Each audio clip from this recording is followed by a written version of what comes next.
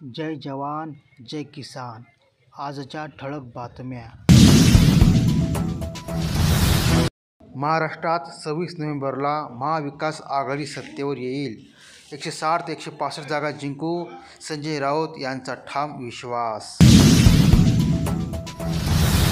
मुंबईत मतमोजणीसाठी 2,700 कर्मचारी, 10,000 पोलीस तैनात. 36 केंद्रावर मतगणना. पालिकेसह प्रशासकीय यंत्रणा सज्ज. 8 वाजल्यापासून मतमोजणी. 11 वाजता पहिला निकाल. खुश खबर.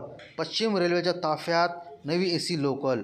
आठवडाभर टेस्टिंगनंतर प्रवाशांच्या सेवेत रुजू होणार. खोकेबाजाविरोधातील निकालाकडे महाराष्ट्रप्रेमींचे लक्ष. 20,000हून पोलिसांचा फौजफाटा तैनात. ठाणे, पालघर, रायगडात 31 केंद्रावर मतमोजणी. मणिपूरमध्ये सीएपीएफच्या आणखी 8 तुकड्या तैनात. 1 तुकडी महिला बटालियनची. कडक सुरक्षा व्यवस्था तैनात.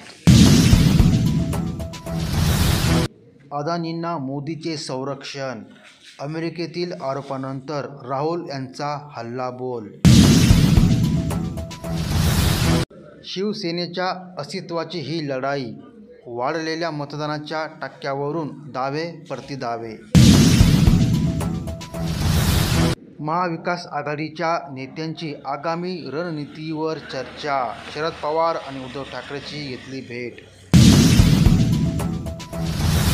सरकार आमचेच येणार. महायुती महाविकास आघाडीचे दावे प्रतिदावे. नाशिकला पोहोचली पहिली हापूस आंब्याची पेटी. डॉ. उत्तम फोडेकर यांच्या आंबा पेटीची लंडन बुक ऑफ रेकॉर्डमध्ये नोंद. राहुल गांधी यांनी वायू प्रदूषणावर व्हिडिओ शेअर केला. म्हणाले, ही राष्ट्रीय आणीबाणी मुलांचे भविष्य हिरावून घेत आहे आणि वर्धाचा श्वास कोंडत आहे. लोकसभेतील विरोधी पक्षनेते काँग्रेस खासदार राहुल गांधी यांनी उत्तर भारतातील वाढत्या वायू प्रदूषणावर चिंता व्यक्त केली आहे. त्यांनी त्यांच्या एक्स अकाउंटवर व्हिडिओ आणि मेसेज शेअर केला आहे. छत्तीसगडच्या सुकमात चकमक. 10 नक्षली ठार. सर्व मृतदेह व 3 स्वचलित शस्त्रे जप्त. जानेवारीपासून आतापर्यंत 207 नक्षलवादी मारले गेले. छत्तीसगडच्या सुकमा जिल्ह्यात पोलीस आणि नक्षल्यांत चकमक सुरू आहे.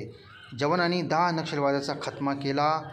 घटनास्थळावरून 3 स्वचलित शस्त्रेही जप्त करण्यात आली आहे. त्याचवेळी दोन्ही बाजूंनी जंगलात अधूनमधून गोळीबार सुरू आहे.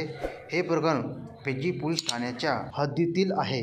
1 जानेवारी ते 22 नोव्हेंबरपर्यंत 207 नक्षलवादी मारले गेले आहेत. रोज ताज्या आणि ठळक बातम्यांसाठी आपल्या चॅनलला सबस्क्राईब करा. जय जवान जय किसान. जय हिंद.